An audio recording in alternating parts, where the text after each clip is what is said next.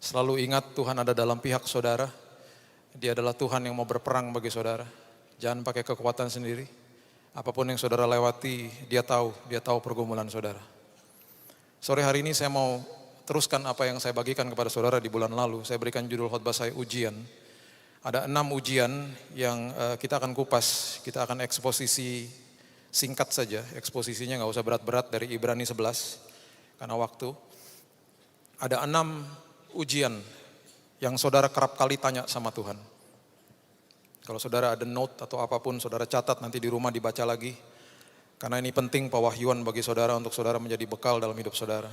Buka bersama-sama saya di Yakobus pasal yang pertama, ayatnya yang kedua sampai keempat. Yakobus pasal yang pertama, ayat yang kedua sampai 4. Firman Tuhan katakan, saudara-saudaraku, anggaplah sebagai suatu kebahagiaan. Let it be joyful. Kebahagiaan. Apabila kamu jatuh ke dalam berbagai-bagai pencobaan. Kata pencobaan di sini tepatnya adalah ujian sebenarnya. Tahun lalu saya bertemu dengan lembaga Alkitab, mereka sedang mengkaji ulang. Sebentar lagi Alkitab saudara akan punya edisi yang lebih baru. Saya pernah dikatakan dulu ada 1.500 kira-kira kata yang kurang tepat di bahasa Inggrisnya. Ini sebenarnya pencobaan ini adalah kata trial atau ujian sebenarnya. Sebab kamu tahu, kita lanjutkan, sebab kamu tahu bahwa ujian terhadap imanmu itu menghasilkan sebuah ketekunan. Ketekunan itu apa? Komponen daripada ketekunan adalah sabar dan bertahan. Sabar dan bertahan. Dan biarkanlah ketekunan itu memperoleh buah yang matang. Jadi ketekunan itu kalau saudara tekun itu ada buahnya. Supaya kamu menjadi sempurna dan utuh dan tak kekurangan suatu apapun. Makin saudara belajar tekun, buah itu akan mematangkan, buah yang matang itu akan memampukan saudara memiliki kesempurnaan menghadapi yang namanya ujian. Ujian. Ketekunan memerlukan sebuah ujian. Ketekunan memerlukan sebuah katalis. Katalis itu adalah sesuatu yang bisa menghasilkan sesuatu dan tidak dipengaruhi, dan itu adalah ujian. Kalau saudara ikuti khotbah-khotbah saya yang dulu, ujian definisinya adalah mengeluarkan kelemahan saudara dan memakai kelemahan itu untuk membuat saudara lebih baik. Itu ujian. Cobaan sama depannya mengeluarkan kelemahan saudara, tetapi memakai kelemahan itu untuk menghancurkan saudara. Itu bedanya ujian dan cobaan. Ujian yang Tuhan biarkan dan berikan malahan, tapi cobaan itu yang iblis selalu lakukan. Dan itu tidak akan pernah bisa dilakukan tanpa seizin daripada Tuhan. Jadi ujian adalah mengeluarkan kelemahan kita dan menjadikan kelemahan itu, memakai kelemahan itu untuk menjadikan kita lebih baik. Makanya firman Tuhan dengan jelas mengatakan, berbahagialah engkau, bersukacitalah engkau, let it be joyful for you.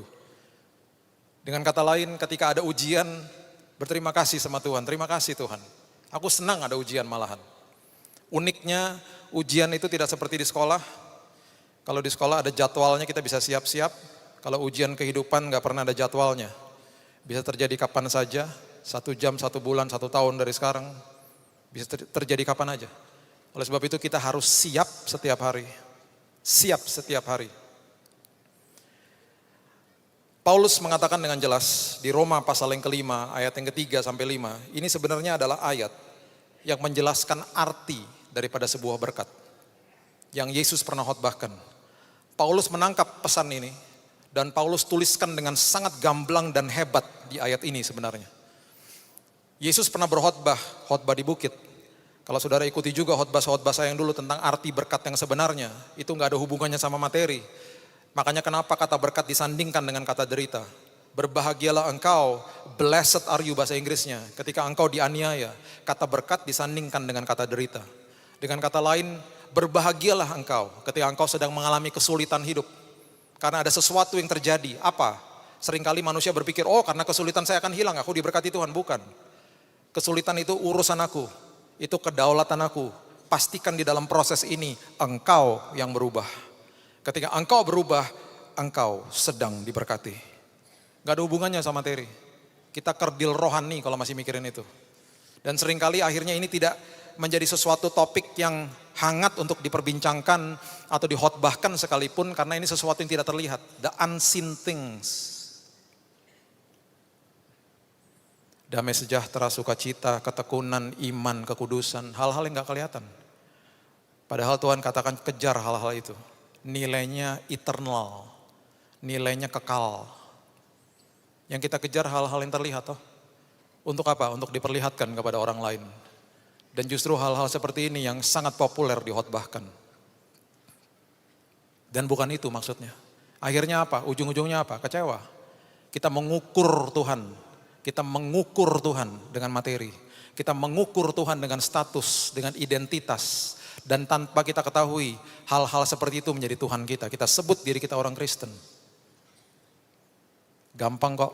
Kalau saudara mau cek dan recheck siapa Tuhan saudara, cek dan recheck besok pagi ketika saudara bangun pagi. Pada bingung ya. Besok kalau bangun pagi kan, melek. Ini Tuhan saudara. Pernah nggak saudara bangun pagi dan saudara abaikan dan malahan ini saudara tahu taruh jauh-jauh. Saudara katakan terima kasih Tuhan buat nafas kehidupan. Terima kasih di atasku masih ada langit rumah ini. Ada internet rumah ini. Ada atap di atasku. Terima kasih nanti siang aku masih bisa makan.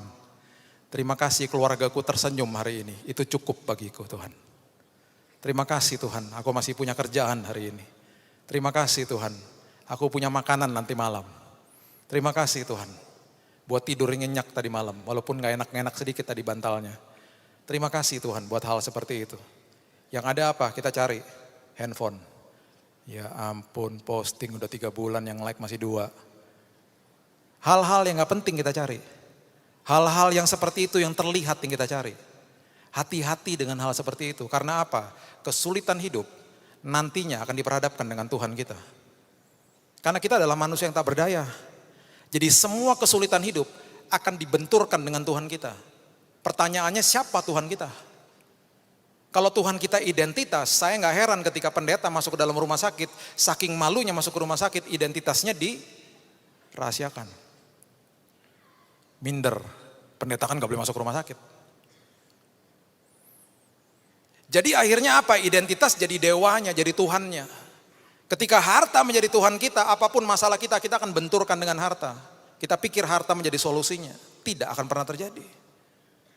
Tapi ketika Tuhan menjadi Tuhan atas hidup saudara, apapun masalah saudara, saudara tinggal tidur nyenyak malam hari. Kau akan bicara dengan apapun yang terjadi. Saya bicara sama kanker saya, nanti malam kau bicara sama papaku.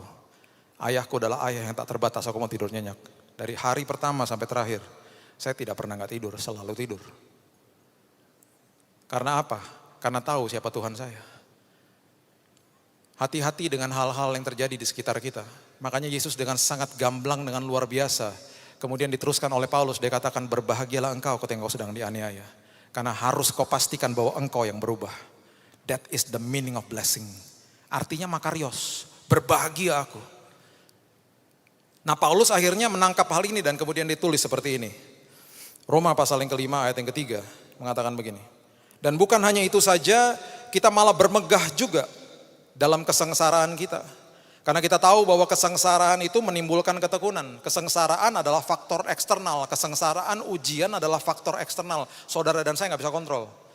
Yang hanya kita bisa kontrol adalah apa? Menimbulkan ketekunan. Itu yang bisa kita kontrol. Ketekunan itu apa? Berarti saya harus sabar dan bertahan. Dan akhirnya seperti yang tadi dikatakan, ketekunan menimbulkan sebuah buah. Dan ketekunan menimbulkan yang namanya tahan uji, bahasa Inggrisnya karakter. Karakter itu adalah buah dari ketekunan. Kalau mau punya karakter seperti Kristus, bertahan, sabar, tekun di dalam ujian. Nanti buahnya tahan uji, buahnya karakter. Alkitab The Message mengatakan dengan sangat hebat. The steel of virtue, nilainya baja. Nilainya baja.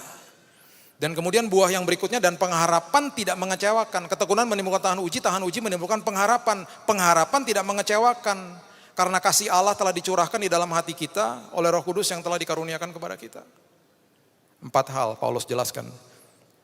Kesengsaraan faktor eksternal. Saudara gak bisa kontrol. Yang kita bisa kontrol hidup kita sehari-hari ketika menghadapi ini. Aku mau tekun. Aku mau sabar. Aku mau bertahan di sini. Ketika itu aku lakukan, nanti akan keluar yang namanya tahan uji. The character, the steel of virtue. dan aku akan punya pengharapan. Jadi kalau orang bertanya sama saya, kok bisa Pak tahan kemarin Pak? Kok bisa Pak punya pengharapan?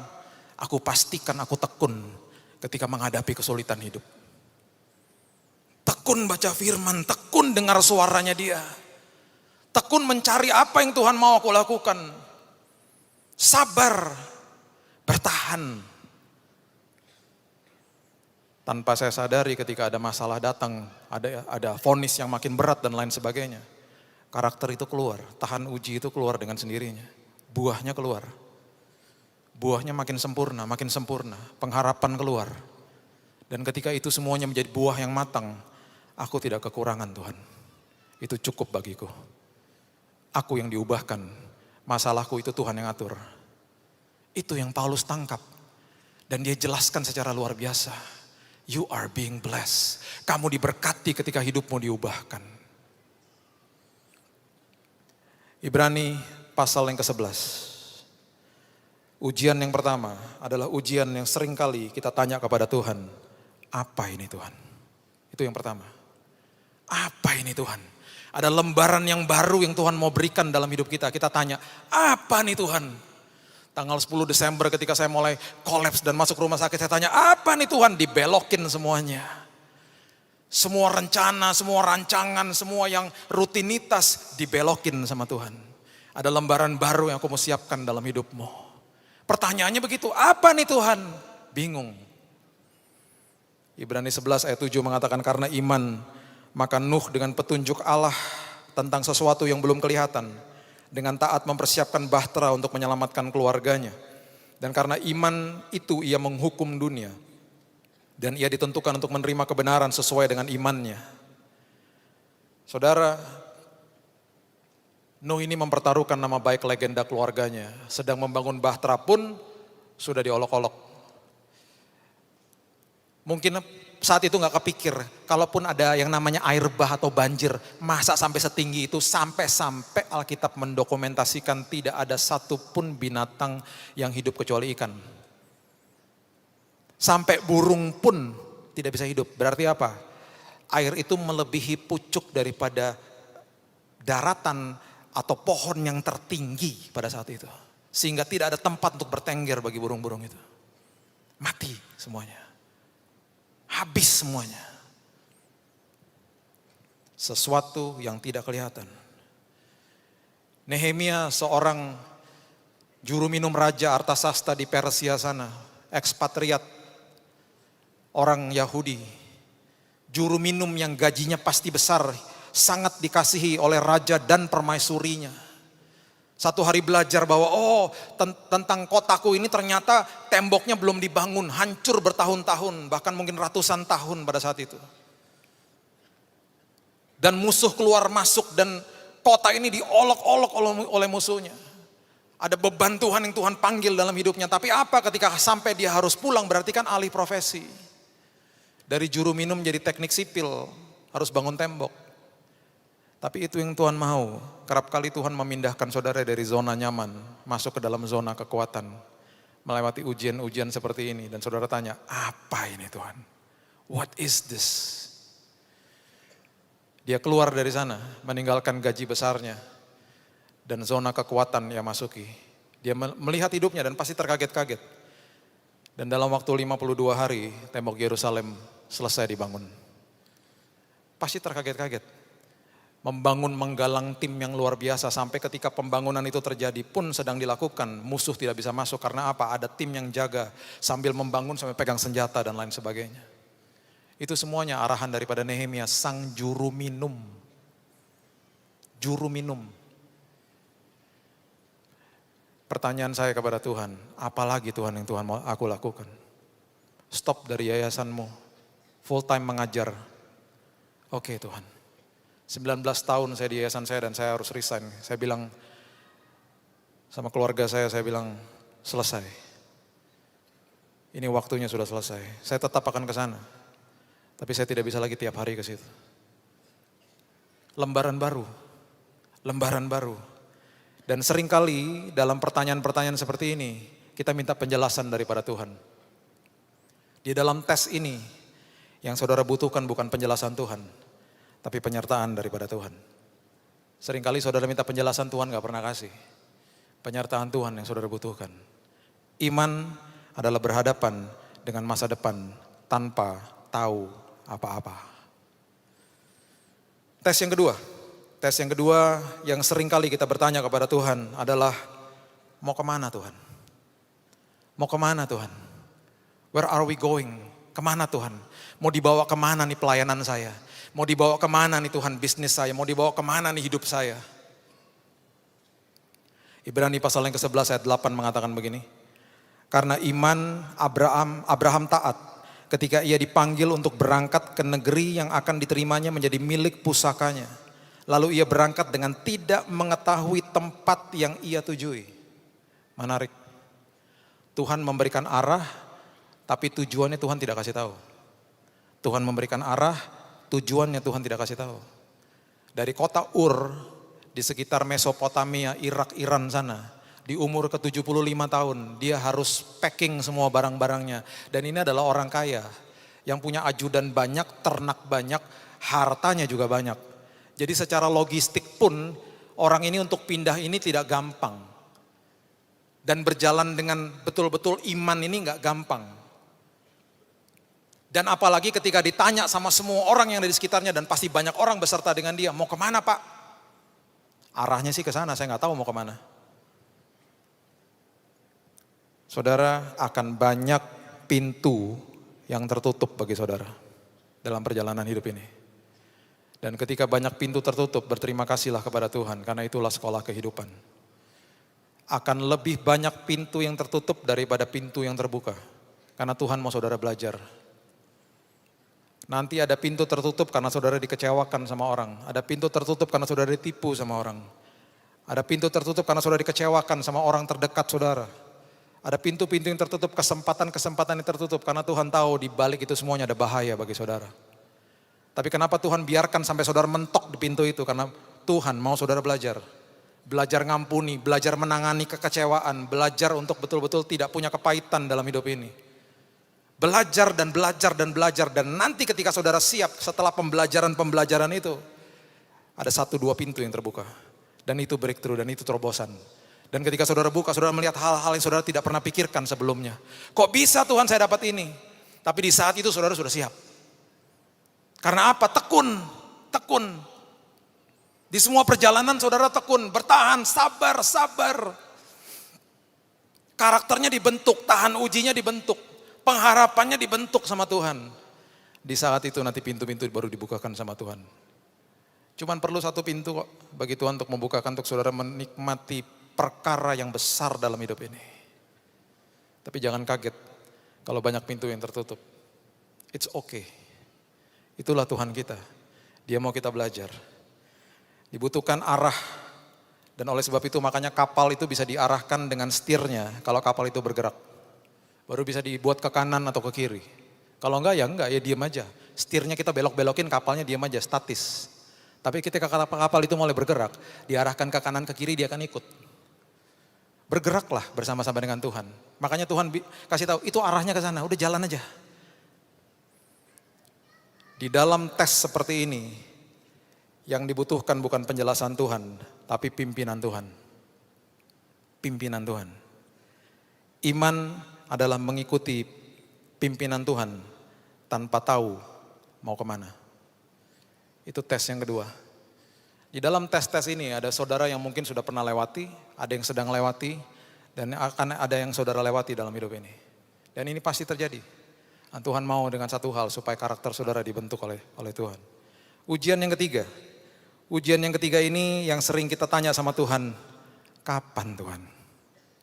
Bicara soal kairosnya Tuhan, bicara soal waktunya Tuhan, kapan Tuhan? Dan yang paling nyebelin adalah ketika orang nanya-nanya sama kita, kapan? Kapan kerja? Kapan kawin? Kapan punya anak? Udah punya anak 1, kapan punya anak 2? Punya anak 2, kapan punya anak 3? Oh, itu pertanyaan yang sering dilontarkan. Dan kita juga tanya sama Tuhan, kapan Tuhan? Ibrani 11 ayat 9 dan 10 mengatakan begini. Karena iman ia diam di tanah yang dijanjikan itu. Seolah-olah di suatu tanah asing Dan di situ ia tinggal di kemah dengan Ishak dan Yakub yang turut menjadi ahli waris janji yang satu itu. Akhirnya dia tiba di tujuannya tapi masih nggak tahu mau ke kota mana. Akhirnya mereka berkemah di situ bertahun-tahun. Sebab ia menanti-nantikan kota yang mempunyai dasar yang direncanakan dan dibangun oleh Allah. Udah sampai di situ kemudian nanya Tuhan, kapan Tuhan? Kapan? Katanya janjinya ada di sekitar sini, kapan?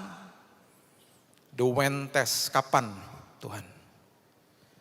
Ketika bicara soal kapan, itu bicara soal kairos atau waktunya Tuhan. Di dalam waktunya Tuhan, selalu ada jejaring dan ada kesempatan yang Tuhan akan berikan dalam jalur perjalanan hidup saudara. Saya ulangi, di dalam kairosnya Tuhan selalu ada jejaring orang-orang yang tepat dan ada kesempatan yang Tuhan berikan dalam hidup saudara. Dan itu terjadi di dalam kairosnya Tuhan. Makanya saya selalu katakan tidak ada yang kebetulan di dalam Tuhan. Kuncinya apa? Kunci yang sangat luar biasa yang akhirnya terjadi sama satu tokoh yang luar biasa di Alkitab yang bernama Maria. Duduk di kaki Tuhan dan terus mau dengar suaranya Tuhan. Sampai-sampai Yesus mengatakan bahwa hanya satu saja yang perlu, berarti nggak ada duanya.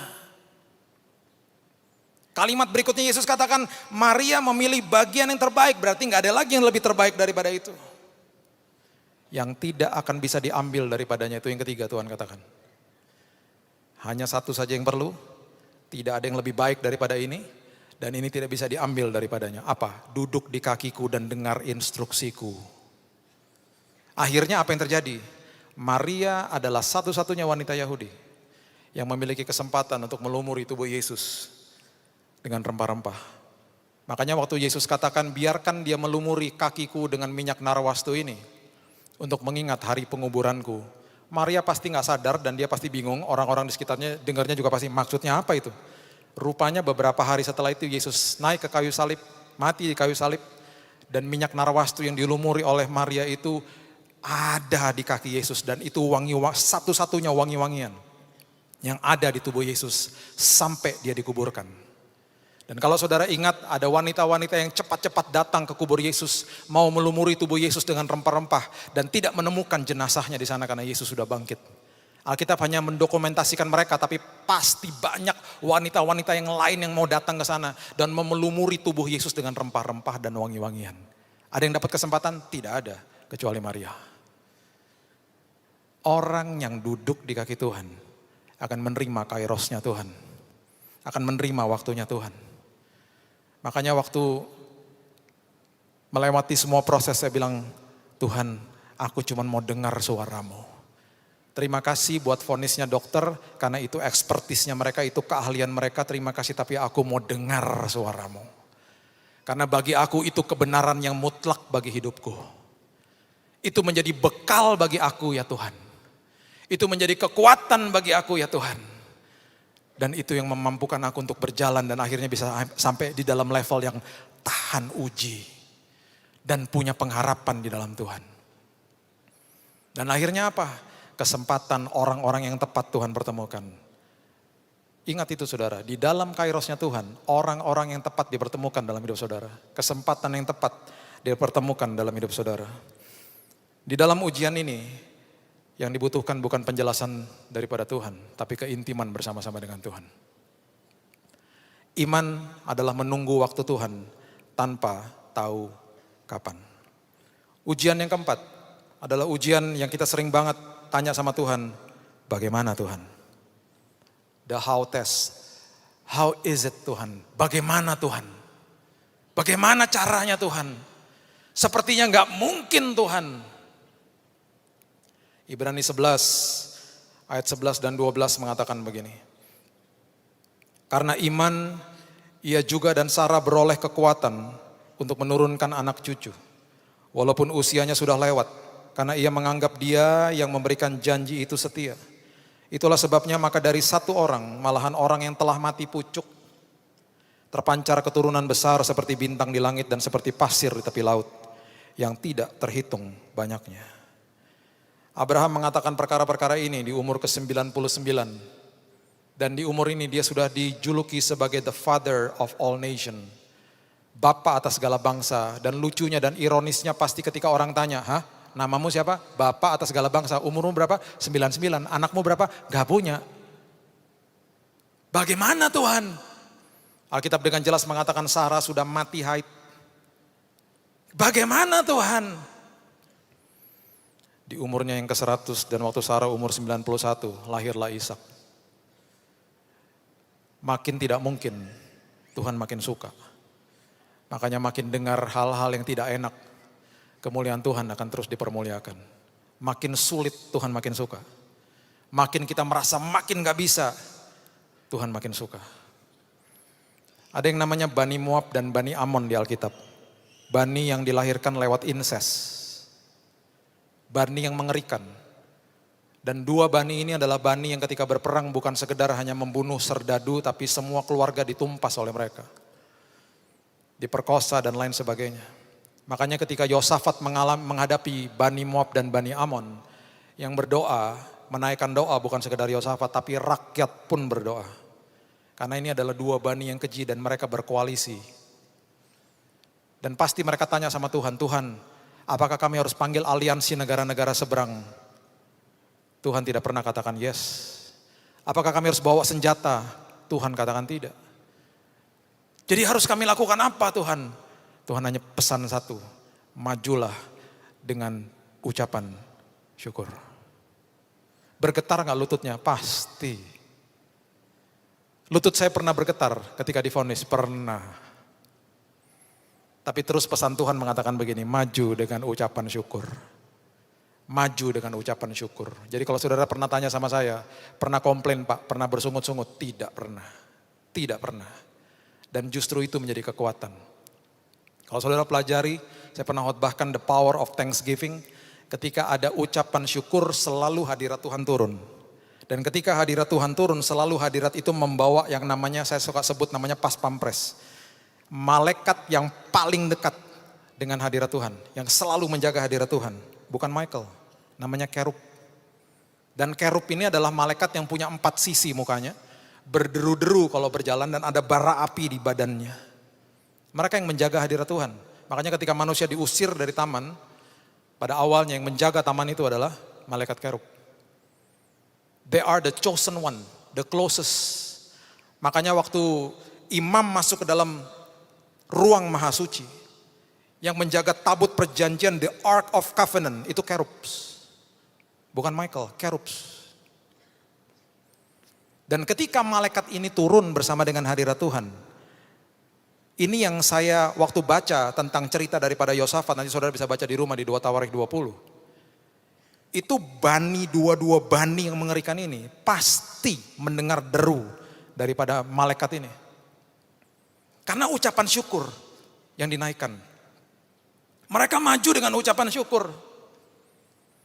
Dan ketika bani-bani ini mendengar deru yang luar biasa, mereka ketakutan dan mereka dibuat bingung dan berkelahi satu sama yang lain. Dan mati, bangkainya berhantaran di mana-mana, tidak ada satupun yang tersisa, Alkitab katakan. Yosafat dan bangsanya memerlukan 3 hari untuk menjarah barang-barang mereka. Kabar baik bagi saudara, hadapi ujian kesulitan hidup ini dengan ucapan syukur. Bukan sekedar kemenangan ada dalam pihak saudara. Di balik itu semuanya ada berkat menanti bagi saudara. Jadi tenang aja, Tuhan di pihak saudara dan saudara pasti menang. Maju dengan ucapan syukur, thanksgiving, itu besar kuasanya. Dan ketika saya biasakan hidup saya, melewati hari-hari sulit saya dengan thanksgiving, dengan ucapan syukur. Tanpa saya harus cari-cari kekuatan dan lain sebagainya. Itu lahir karena saya percaya itu buah yang luar biasa yang saya katakan, the steel of virtues. Karakter yang baja akhirnya. Akhirnya dengar-dengar vonis apapun dari dokter sudah biasa. Gak apa-apa, nanti malam saya mau tidur karena saya katakan kepada kanker saya, berhadapanlah engkau dengan papaku yang luar biasa ini. Aku mau tidur. Dan ketika saudara tahu siapa Tuhan saudara, saudara harus yakin satu hal, kemenangan dalam pihak saudara karena dia akan berperang bagi saudara. Yang dibutuhkan di dalam tes ini, tes yang saudara tanya bagaimana, yang dibutuhkan adalah ucapan syukur bukan penjelasan daripada Tuhan. Iman adalah menunggu mujizat, tanpa mengetahui bagaimana. Tes yang kelima, bagi saya ini adalah tes yang mungkin paling sulit, karena Yesus pun bertanya tentang hal ini. Tes yang berikutnya adalah tes yang sering kali kita tanya kepada Tuhan. Kenapa Tuhan? Kenapa Tuhan? Why? Why? Kenapa Tuhan? Matius pasal yang ke-27 ayat 46. Contoh yang paling jelas. Yesus pun bertanya hal ini. Matius 27 ayat 46. Kira-kira jam 3 berserulah Yesus dengan suara nyaring. Eli, Eli lama sabachthani, artinya Allahku, Allahku.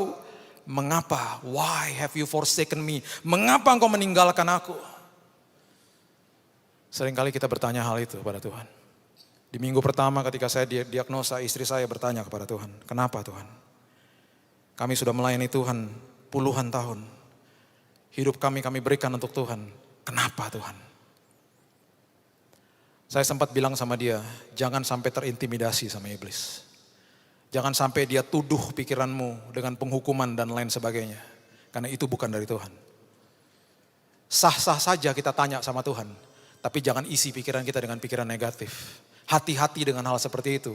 Karena yang iblis lakukan adalah penuduhan, penghukuman. Nanti di terakhir saya berikan ayatnya kepada saudara. Ibrani pasal yang ke-11, ayat 17-19 mengatakan begini.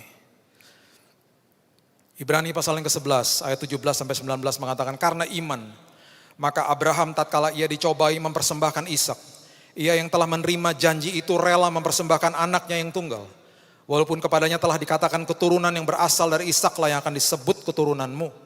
Karena ia berpikir bahwa Allah berkuasa membangkitkan orang-orang sekalipun dari antara orang mati. Dan dari sana ia seakan-akan telah menerimanya kembali. Pernahkah saudara berpikir karena Alkitab hanya menulisnya, hanya mendokumentasikan di Kejadian 22 dikatakan Abraham mengikat Ishak, Ishak ditaruh di tempat korban dan lain sebagainya. Pernahkah saudara berpikir Ishak ini sudah cukup mengerti? Sudah teenager, remaja mungkin dan dibawa ke atas bukit sama bapaknya. Dan sempat Ishak bertanya, mana Pak korbannya? Nanti Tuhan akan sediakan. Dan ketika mungkin Abraham cari-cari kok nggak ada dan lain sebagainya. Pasti ada momen-momen ketika dia mulai pegang tangan anaknya dan dia mulai ikat tangan anaknya. Itu pasti ada momen-momen yang tidak enak.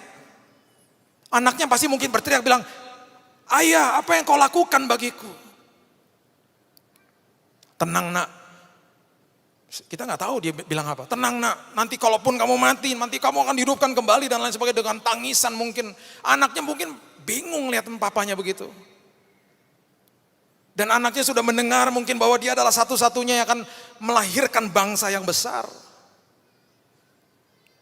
Dan ini kan nggak selesai begitu aja. Waktu setelah betul-betul Tuhan bicara lewat malaikatnya dan akhirnya ada korban yang disediakan. Waktu anak ini dilepaskan dan turun dari bukit, menemui kedua bujangnya dan kembali kepada ibunya, apa nggak ngadu itu anak sama ibunya?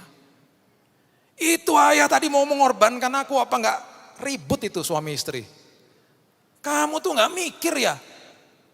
Aku nih udah umur 91 punya anak, mau kamu korbankan, mau kamu matiin ya anak. Ini kan cerita behind the scene yang kita nggak pernah mengerti mungkin. Nggak semudah itu proses itu. Why Lord? Kenapa Tuhan? Kenapa Tuhan? Di dalam hal-hal seperti ini yang dibutuhkan adalah hadirat Tuhan, bukan penjelasan Tuhan. Iman adalah percaya akan rencana Tuhan tanpa mengetahui kenapa. Dan tes yang terakhir adalah tes yang seringkali kita bertanya kepada Tuhan, berapa lama Tuhan? Berapa lama aku harus sakit seperti ini? Berapa lama Tuhan aku harus mengalami ini? Berapa lama aku harus tinggal di dalam pernikahan ini Tuhan? Capek Tuhan. Capek Tuhan. Ibrani 11 ayat 24 sampai 27 mengatakan begini. Karena iman maka Musa setelah dewasa menolak disebut anak putri Firaun. Karena ia lebih suka menderita sengsara dengan umat Allah daripada untuk sementara menikmati kesenangan dari dosa. Ayat 26, ia menganggap penghinaan karena Kristus sebagai kekayaan yang lebih besar daripada semua harta Mesir. Sebab pandangannya ia arahkan kepada upah. Karena iman, maka ia telah meninggalkan Mesir dengan tidak takut akan murka raja. Ia bertahan Sama seperti ia melihat apa yang tidak kelihatan. Apa yang tidak kelihatan. Saudara bertahan, sabar, dan tekun. Dan ketika kita terus lakukan ini, lihat, nanti akan timbul yang namanya tahan uji, karakter ilahi, pengharapan di dalam Tuhan. Berapa lama Tuhan? Berapa lama Tuhan?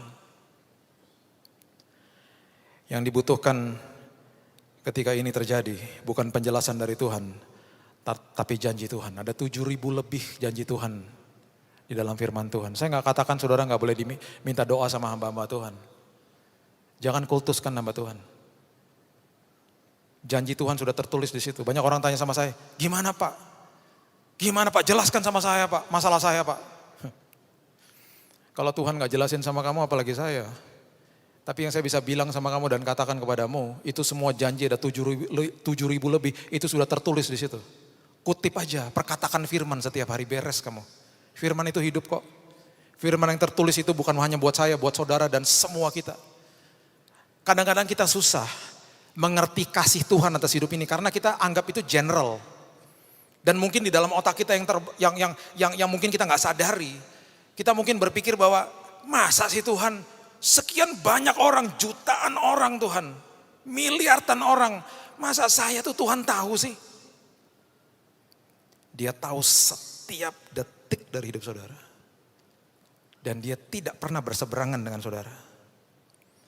Tapi saya nggak rasa Pak, saya nggak rasa Pak, itu salah kita. Coba saudara pasang radio di sini, pasti nyala, karena di sini ada gelombang radio yang saudara nggak bisa lihat. Tuhan selalu ada. Kalau kita nggak rasa ya salah kita, dan Tuhan nggak bisa diukur sama rasa-rasa, sama perasaan nggak. Tuhan selalu ada. Tuhan selalu ada.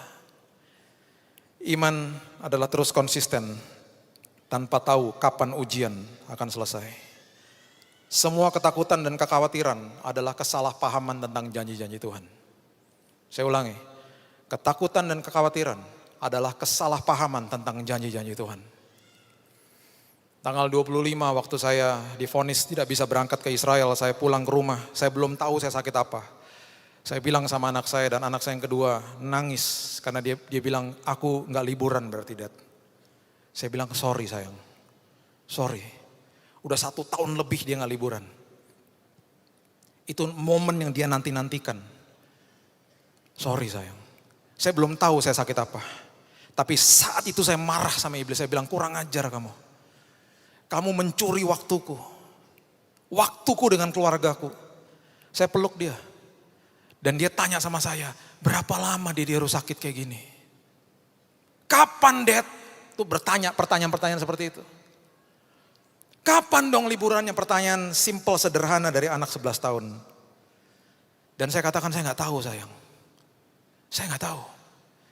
Kemudian kami berdoa dan saya katakan Tuhan, aku percaya engkau akan gantikan liburan dia Tuhan. Dimana nanti ketika engkau gantikan ada sesuatu yang luar biasa yang dia tidak pernah pikirkan dan doakan sekalipun Tuhan. Aku jamah anakku, aku berkati dia Tuhan. Aku peluk dia. Dia nangis, saya nangis. Saya keluar dari kamarnya, istri saya bilang sama saya, udah tenang aja. Karena istri saya tahu, saya begitu sensitif kalau menghadapi anak-anak saya. Dan kemudian saudara tahu ceritanya bulan Januari saya didiagnosa dan lain sebagainya. Dan dokter sudah katakan 6 kali Pak. Kalau 6 kali berarti saya hitung-hitung dari Januari, wah selesainya Agustus. Dan kemudian mujizat terjadi, bulan Februari dinyatakan bersih. Dan treatment yang ketiga, dokter di Indonesia katakan udah Pak, stop Pak. Dokter Singapura bilang 1 kali lagi Pak. Oke, selesai bulan Mei. Bulan Mei selesai, istri saya bilang begini, selesai ya, pas liburan anak-anak nih. Iseng-iseng masukin visa Australia. Semuanya berjalan begitu cepat, tiba-tiba ada teman datang ke rumah. Kairosnya Tuhan tuh, dipertemukan dengan orang dan kesempatan yang tepat. Datang teman ke rumah. Tanpa diundang lagi, main-main ke rumah. Lah lagi ngapain? Dia sahabat istri saya. Lagi ngurus visa. Lagi cari-cari aja tiket murah, juga belum tentu berangkat kok, cuma mau lihat-lihat aja. Ke tempatku aja, ke Melbourne. Apartemenku kosong, gak ada orang. Udah tinggal situ aja, tengah kota lagi. Ketemu sama jemaat dari Nginden. Pak, ke situ aja Pak, ada gereja Indonesia, saya kenalin teman baik saya Pak. Pelayanan di sana Pak, jemaat di sana mau ketemu Bapak, oke. Berjalan begitu cepat rencananya dan berangkat. Ketemu beberapa jemaat Betani juga sempat di sana. Di akhir perjalanan yang punya tempat datang. Dia bilang udah hari terakhir, yuk main ski yuk. Anak saya yang paling kecil nih gak pernah main ski, dia ajak ke gunung. Ski amatiran, jatuh-jatuh terus. Dia gulung-gulung di salju. Saya bilang gini, kamu ingat gak tanggal 25 Desember lalu, kita doa di kamarmu. Dia liatin saya begini, iya. Kamu ingat? Iya. Kamu lagi alami sekarang, Tuhan lagi gantikan liburanmu. Kamu tahu kalau sampai Dedi kemarin 5 kali aja treatmentnya, lewat nih liburan kamu lagi. Kok bisa Tuhan stop di bulan Mei? Tuhan tahu yang terbaik bagi kamu. Di dalam kairosnya Tuhan, di dalam waktunya Tuhan, kesempatan jejaring yang tepat Tuhan siapkan bagi saudara. Dan di balik itu semuanya ada berkat menanti bagi saudara. Sah-sah saja menanya tentang tes-tes ini. Sah-sah saja saudara tanya apa, kemana, kapan, bagaimana, kenapa dan berapa lama Tuhan. Sah-sah saja. Tapi stop minta penjelasan dari Tuhan. Sebaliknya pastikan saudara intim sama dia. Pastikan minta pimpinannya. Pastikan minta arahan daripada dia. Pastikan saudara ucap syukur. Pastikan memegang janji-janji Tuhan. Dan lihat ada perkara besar Tuhan akan siapkan bagi saudara. Ayat terakhir saya berikan kepada saudara, ini preview buat nanti. Saya akan ajarkan saudara lebih dalam lagi. Roma pasal yang ke-8 ayat yang pertama mengatakan begini. Roma pasal yang ke-8 ayat pertama. Demikianlah sekarang tidak ada penghukuman bagi mereka yang ada di dalam Kristus Yesus. Bahasa Inggrisnya adalah condemnation atau penuduhan. Stres itu adalah level yang paling akut. Akarnya itu adalah penghukuman atau yang saya sebut penuduhan, dituduh sama iblis. Dan dia tuduh saudara atas apapun dosa yang pernah saudara lakukan. Dan dia mulai katakan kepada saudara, saudara tidak layak, saudara tidak akan sembuh, saudara akan terus mengalami hal seperti ini, engkau akan mandek seperti begini, engkau tidak layak dan lain sebagainya. Itu penuduhan yang dia berikan dan lontarkan di dalam pikiran saudara. Itu initial stage, awalnya.